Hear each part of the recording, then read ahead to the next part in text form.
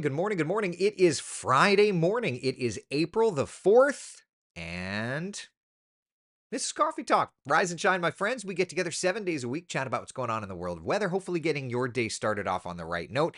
Gotta tell you, just starting things off, it's a beautiful morning, but like the last few days, it's going to be not only a warm afternoon, but a warm weekend. Weekend forecast, sunny skies, nice hot temperatures, mostly dry conditions with highs into the lower range of the 90s. So just be ready for it if you've got out and about plans. I'm happy to say at least things are going to be looking great.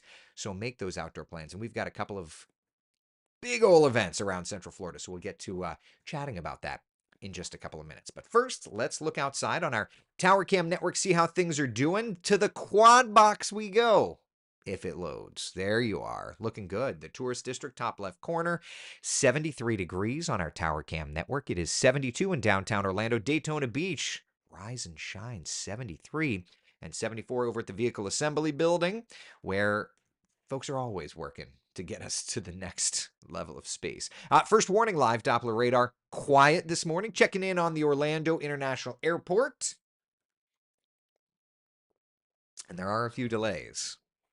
Certainly not because of weather in our area, but, a few delays. All right, so 60s, lower 70s out the door. Forecast today brings us to 81 by 11 o'clock, 87 by 1 p.m., and 90 again this afternoon.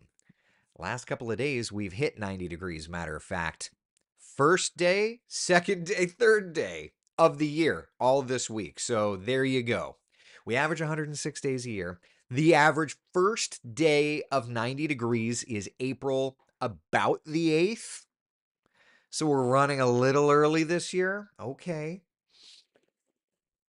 Gotta love that. So let's talk temperatures, all right? First and foremost, here's our highs today. 92 in Ocala. Whoa, that's going to be warm. 90 degrees in Orlando. 91 in Leesburg.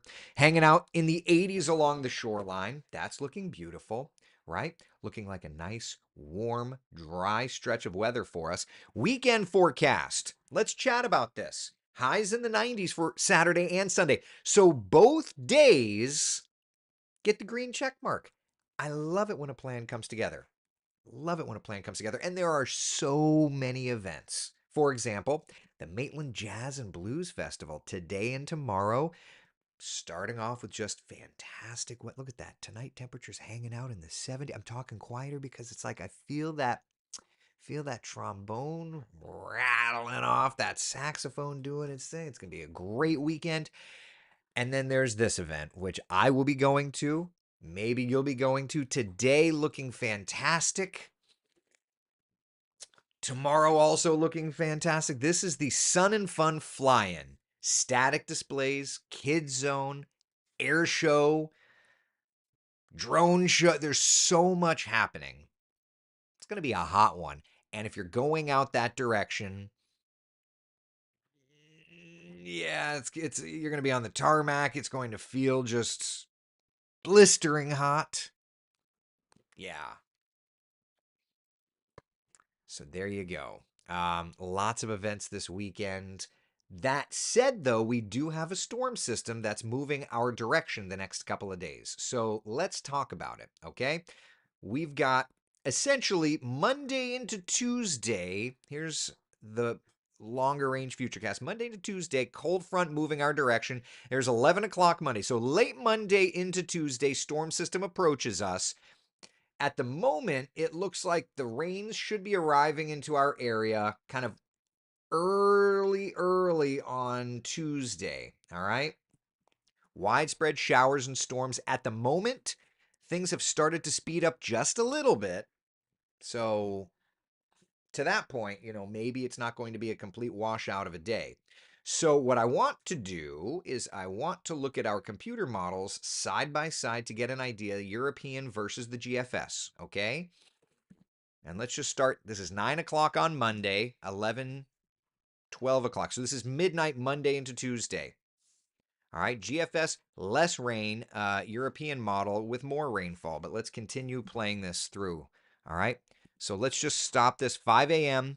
Notice the GFS is kind of just showing some showers around, but some heavier stuff on the European and a little slower to move in. Through the morning commute, 8, 9 o'clock, heavy downpours on the European model. GFS with just a few light showers, okay? So there's definitely going to be some differences there. And until the computer models really hone in on each other, it's going to be too early to really dial in the forecast. So for this point, we just need to continue to monitor trends. Yeah? 9, 10, 11 o'clock, the heaviest rains moving out. And to that point, too, if things continue the way that they are, I would say that the severity of things should remain on the lower end of the spectrum. Okay? So definitely something for us to watch. It's still a little early. I think the northern areas of Florida could see late Monday into Tuesday a threat for some strong to severe storms. But getting into our area, that threat looks to be coming down just a little bit. And then it clears on out. Now, how much rainfall could we be talking about? Because at the end of the day, Central Florida is in a significant drought. So let's talk. All right. Both models have backed off on rainfall intensity. Earlier, we were looking at a half an inch to an inch, some areas 1 to 2 inches. Now it looks like half inch of rain or less. Some rain, but a half inch of rain or less. So things are trending a little bit drier and a little bit drier and a little bit drier. So let's put it together. Central Florida's certified most accurate 7-day forecast showing that this weekend is outstanding. It's going to be blasting hot, beautiful sunshine, a sprinkle maybe, but a pretty decently dry atmosphere. Saturday, Sunday, gorgeous. Monday, cranking that heat up. 90 is as high as we've gotten this year. Then into Tuesday, that's when those showers of storms come through. And then Wednesday, Thursday, red alert. We've got a massive change around. What? Look at those temperatures from the 90s to the 70s for highs and morning lows in the 50s and 60s. Yep, we're not full on summer just yet. Yeesh McGeesh. That's a change. So putting it together on the 7-day forecast, we really do have a little bit of everything for everyone. Now, if you live along the coastline, I got you too. Remember, we've got your exclusive 7-day forecast for our coastal communities. So let's talk about the differences. Instead of hitting 90s the next couple of days, we'll be into the mid 80s, though notice Sunday into Monday, even the coastal communities getting into the upper 80s. Why? Southwest wind ushering in a land breeze, really trapping that heat, which means even along the coast you get hot. So Sunday, Monday, woof. Tuesday, storms approaching you as well. Makes sense, right? And then Wednesday, Thursday, the coast is going to coast. But still, there's a dramatic shift in temperatures, right? So Tuesday, stormy weather. Let's fast forward and just look around the bend at our Wednesday temps, okay? Let's start with Wednesday morning. Oh, my goodness. Waking up to 58 in Orlando, 57 in Leesburg. Yeah, 53 in Ocala, which of course has me mentally going down the rabbit hole of like, when was the last time we got there? So just a second. MCO, that's fine. Minimum temperature. So 328 was the last yeah, so 323 324 we hit 57 in the morning. So it, there's that. Now, last time we had high temperatures at 76, got to go back to the 22nd of March. So not forever ago, but it's been a minute. That's Wednesday afternoon. Yeah. Now, of course, I know what you're going to ask, which is, well, what are the models saying? So let's go even further out. These are the raw numbers off of the American GFS. So you've got that building heat this weekend. This is Orlando April 7th, Monday, GFS says 94. Our forecast is 92.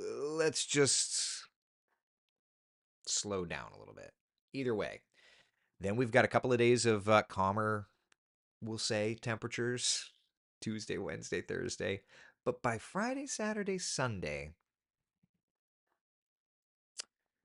it's starting to bite.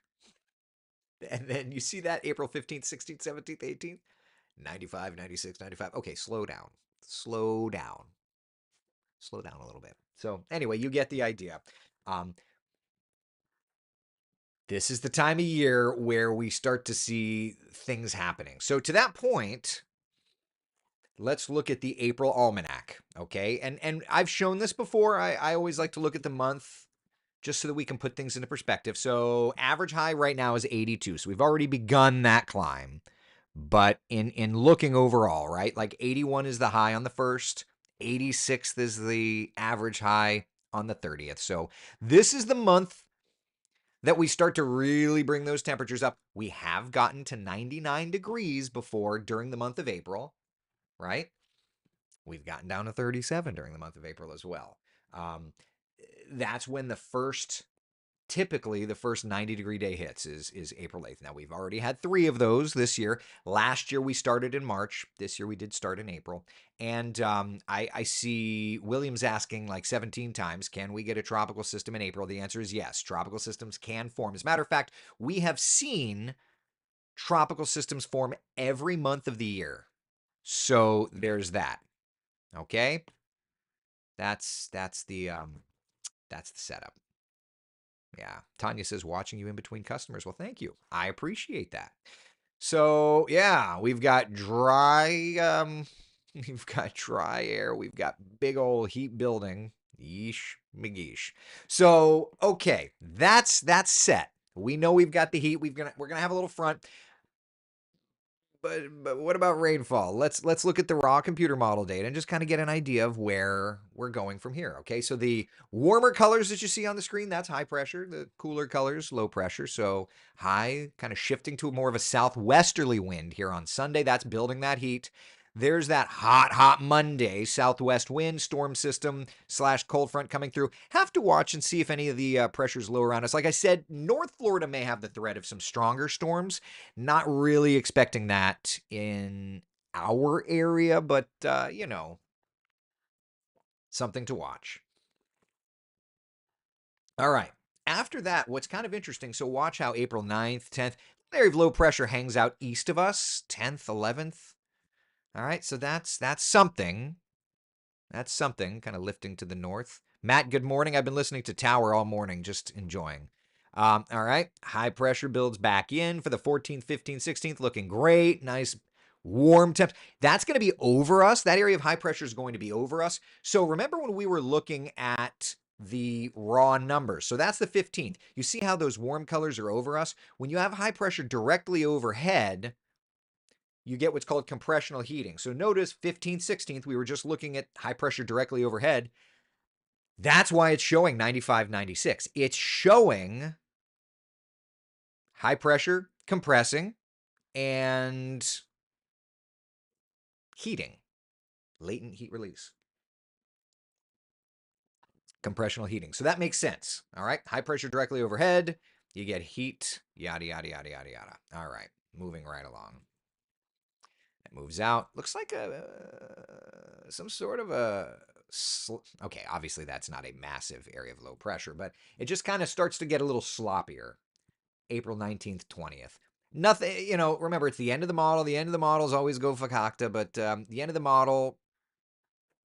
So at least what we know is that by about the 16th, 17th, that area of high pressure starts to break down. That looks like a sloppy front on April 18th. So to that point, rain chances would start to rise. And we know that 18th, 19th, 20th time frame, we know that that's part of the pattern that brought us the Lake Mary tornado. I'm not saying or the Longwood tornado. I'm not saying another tornado is going to touch down, but we know that that's a feistier part of our pattern. Okay? So Something to keep in mind. All right. So that all tracks. That all makes perfect sense. That all makes perfect sense. So building heat mid-month, yeah, everything is kind of checking out the way one would assume it to be. All right. Questions, comments, concerns about this? Anything at all? We do have a threat of severe weather these next couple of days. For those that like traveling, heads up today, a level 4 out of 5 risk for widespread strong to severe storms from Texas through Arkansas. That's going to be a pretty significant, nasty event. Let's bring it full screen and just kind of discuss, okay? Especially from Texas through Texarkana, Fort Smith, Little Rock, up to nearly Paducah. Okay, Jonesboro, Arkansas. Yeah, that widespread.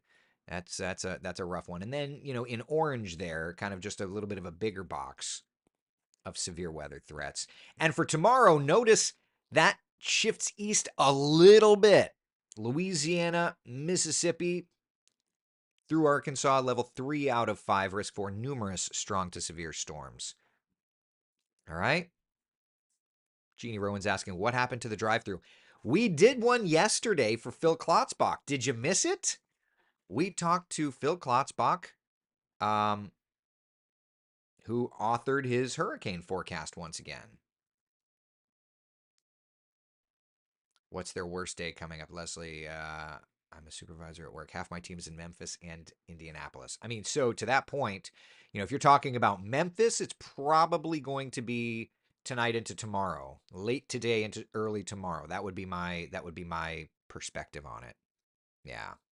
So rough weather continues. This is that time of year that happens, though, right? You get the collision. This is when the cold fronts are trying to do their thing, and the warm Gulf air is like, it's winter. Nope, not anymore. It's not, and they're fighting each other, and there you go. So yeah, that's why Tornado Alley does Tornado Alley stuff this time of year. Jeannie Rowan, what time yesterday? 10 a.m. Hi, Stella. 10 a.m. yesterday, we had Phil Klotzbach on to talk about the release of his hurricane forecast, which, if you're unfamiliar, Colorado State has released hurricane forecasts since 1984. Dr. Bill Gray was the original author of these things. Here's the Colorado State forecast calling for 17 named storms, 9 hurricanes, and 4 major hurricanes. Comparing that with the WESH 2 hurricane season forecast, it's very much in line with us. For perspective, right? Like we're calling for 16 to 20, 8 to 10, and 4 to 6. So they're right on par with our numbers. Both of us are calling for an above average year. Both of us are theorizing a bit quieter than last year pattern, but not by much. Around last year, or maybe a little bit quieter. That's kind of where we're all at. Okay, so that's the forecast. Now, Colorado State goes beyond, right? When they talk about impacts, we do things differently, right? So Florida threats, according to Colorado State calling for a 92% threat for a Florida landfall within 50 miles of Florida. 92%. This year, an average is 86%. 65% for a hurricane, average is 56. So an above average threat, right? And if you were to break that down looking at a map to give you an idea, major hurricane threats, Florida, again for Colorado State University, calls for a 35% chance of a major hurricane impact. When looking at a hurricane impact, Florida again with the highest number. So to that point, just a reminder, right? We stick out like a sore thumb. So that's the Colorado State kind of landfall forecast points. When we look at our forecast points for the WESH 2 hurricane season forecast, we are fairly well in agreement with the ideas. I think that absolutely the Gulf is going to be our hotspot points this year. With the highest area for me, honestly, is like Louisiana to about that. That to me though is about the hottest spots this year. So anyway, as I always like to say, like we're not in competition with each other. Phil Klotzbach is a doctor of meteorology. I certainly am not. So we all forecast together. I'm not going to say I am smarter than him ever, but we make different forecasts, and so there's nothing wrong with working on different forecasts. So anyway, there are the numbers from Colorado State, and if you missed the interview with Dr. Klotzbach, it is available on Wesh.com, the Wesh 2 mobile app. All right, And Dr. Phil Klotz. here's we had him yesterday, so spoke to him yesterday. So super great guy. But yeah, go back and watch yesterday's coffee talk. We talked about the hurricane forecast, talked about why he called for what he called for, and all that fun stuff. Frank says if we only knew what the water temps were. Okay, you want to know water temperatures? Pain in my tuchus. Give me a minute. I'll load it up for you. All right. Sea surface temperatures. Give it a second. Oh, I click. There we are. Okay. All right. So, water temperatures. So, Northern Gulf still quite chilly, but the litmus test for water temperatures and tropical systems is 80 degrees. Now, that's the loop current. Those are little warm water eddies. Obviously, the waters off the East Coast in the Gulf Stream are always going to be warm. Usually, this time of year you watch for development, kind of in the Caribbean or out east of us in a subtropical, extratropical variety. But you can see water temperatures, are starting to get there, right? So to that point, are we starting to get to the point where tropical development can happen? Absolutely. Tara says, yes, finally listening to your brother. Yay, I know. I know. So are we starting to get to the point where we can see tropical development? Absolutely. Don't have anything out there right now. As a matter of fact, I'll load the tropical satellite.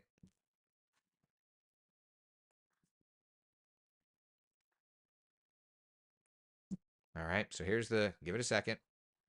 There you go. So nothing to track right now. Nothing going on. All right.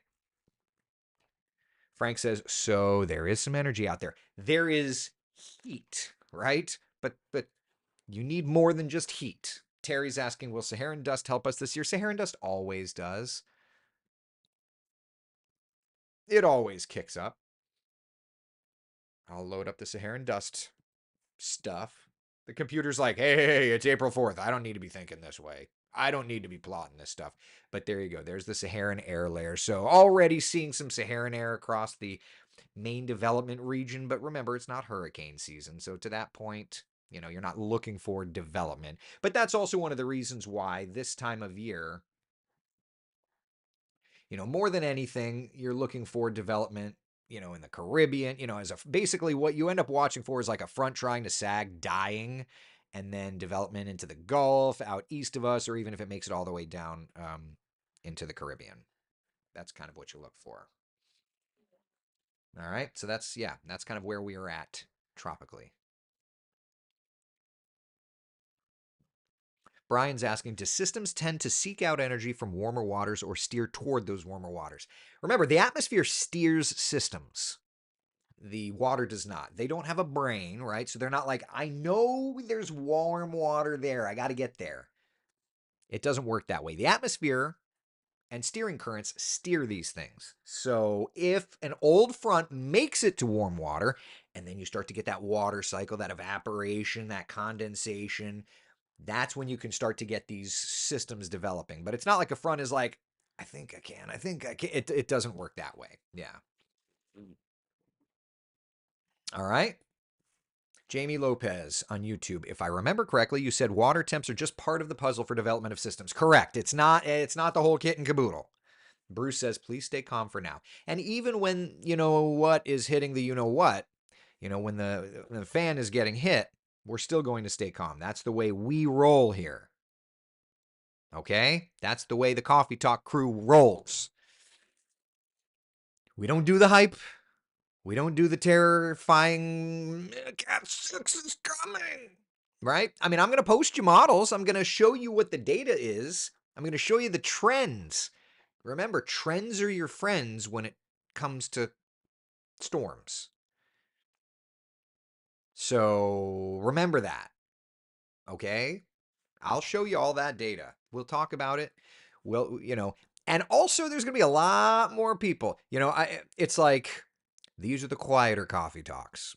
The non-hurricane. When we get into hurricane season, that's when a lot of people show up. A lot of people show up. A lot of people show up. And they all get mad when you're not like when there's 8, 9, 10, 15,000 people asking questions at the same time and I don't get a chance to answer the questions and they're like, but you're not listening to me. It's like, there's 15,000 people trying to ask a question. Oliver, I was yesterday years old when I finally figured out that hype is short for hyperbole.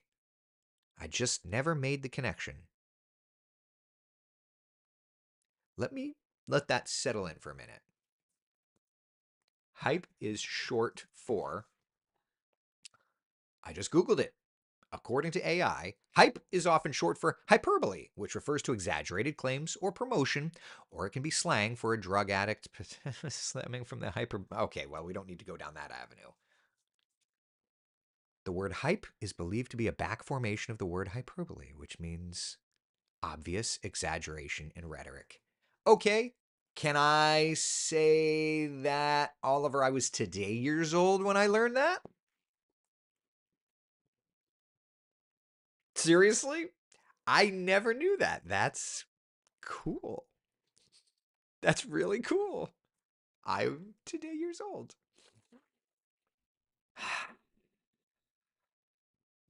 Leslie says, dang, I'd love a good thunderstorm to wash the pollen. I know. Amy, I just learned that too today. Barb, today years old. Zeb, now I was today years old when I found that out. Right? Like look at Oliver throwing some reality at us. That's hype is short for hyperbole. Okay. That's a new one. Cool, cool, cool. Sonia, I was today years old when I learned that, right? Tara, thank you for teaching us your ways, Jedi. Look, I am never going to pretend to be a master. I've done this for a long time. So there's things that I can share, but you all share with me as well. So look, this is a two-way street without any question. Without any question. Betty says always knew. Not sure why though. Interesting. Debbie says gotta love Oliver and his teachings. Yes, Oliver, continue to teach because I I always say I never want to be the smartest person in a room, right? And that's why, because Oliver throwing the reality at us. We should all learn from each other all the time. Man, isn't that wild? Wow. Hyperbole. Hyperbole. Okay. That's a new one. That's a new one.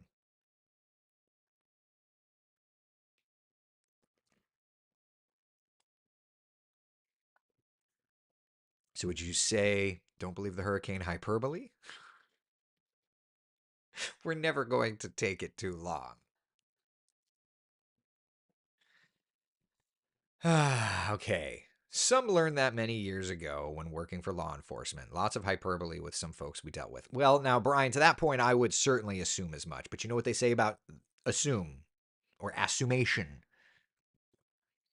News to me, too. My kid's going to love that. They love the word hyperbole. Just the spelling of it, I love. They made us take Latin in high school. Wonder what the derivative is. I was just talking about Latin. I learned Sheldon Dutes took Latin in high school, to which I'm like, I feel like I would have not taken Latin if I had the choice. I mean, maybe he didn't have the choice. I have to ask him. But anyway, that's a conversation for a different day.